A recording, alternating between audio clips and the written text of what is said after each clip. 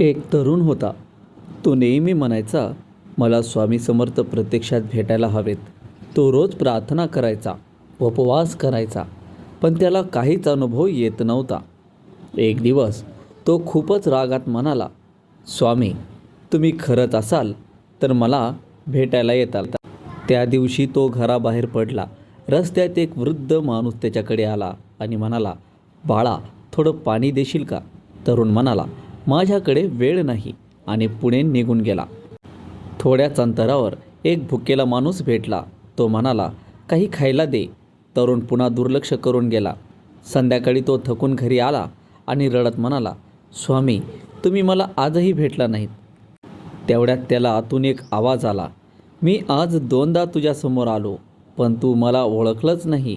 तो थक्क झाला. त्याला समजलं, स्वामी मंदिरातच नसतात, ते प्रत्येक गरजू माणसात असतात. त्या दिवसापासून त्याने एक नियम केला, जो कोणी मदतीसाठी येईल त्याला कधी नाही म्हणायचं नाही, कारण आता तो प्रत्येकात स्वामी पाहू लागला होता. श्री स्वामी समर्थ महाराज.